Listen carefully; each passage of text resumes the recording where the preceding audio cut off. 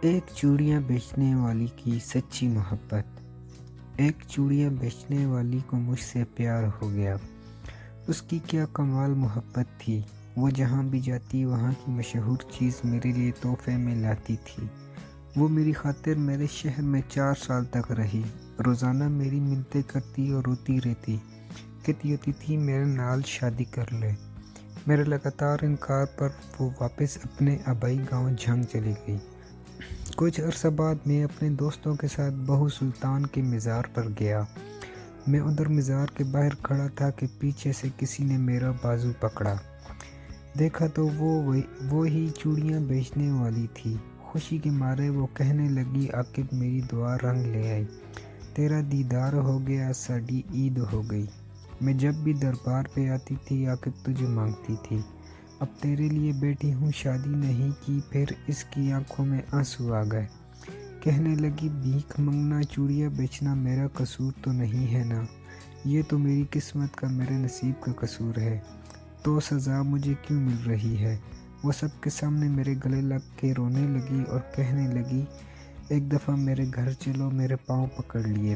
سب لوگ دیکھ رہے تھے، میری بہت بے عزتی ہوئی۔ لوگوں کا مجمع لگ گیا۔ دوستوں نے بولا کہ چلو ایک دفعہ ہو آتے ہیں۔ میں نے ہاں کر دی تو وہ بھاگ کر گاڑی میں بیٹھ گئی۔ اس کا گھر 50 کلومیٹر دور تھا۔ سارے راستے وہ بہت خوش تھی۔ ہم اس کے گاؤں پہنچ گئے۔ وہاں سب گھر کچے تھے لیکن صفائی پکے گھروں سے بھی زیادہ تھی۔ سب لوگ مجھے عجیب نظروں سے دیکھ رہے تھے۔ ہم ان کے گھر پہنچے تو اس کی سہیلیاں جمع ہو گئی۔ پھر اس نے کیا مزے کا کھانا ہمارے لیے بنایا۔ اس کے گھر والوں نے مجھے بتایا کہ یہ لڑکی تو سارا وقت تمہارے نام کی تسبیح کرتی رہتی ہے۔ اور پھر جب ہم واپس آنے لگے تو اس کی آنکھوں سے آنسو نہیں رک رہے تھے۔ میرے ہاتھ چوم کر کہنے لگی کہ تیرا قصور نہیں ہے، میری قسمت کا قصور ہے جو میں چوڑیاں بیچنے والی کے گھر پیدا ہوئی۔ بڑی مشکل سے ہم سب نے اسے چپ کرایا اور ہم واپسی کے لیے نکل آئے۔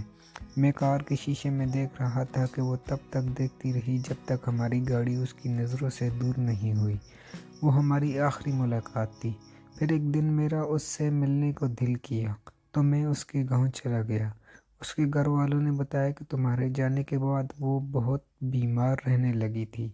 کھانا پینا ہنسنا سب چھوڑ گئی تھی اور ایک دن اس کی موت ہو گئی۔ مجھے اس سے محبت تو نہیں تھی پر میں آج بھی اسے روز یاد کرتا ہوں اور ہر سال عید کے دن اس کی قبر پر جاتا ہوں۔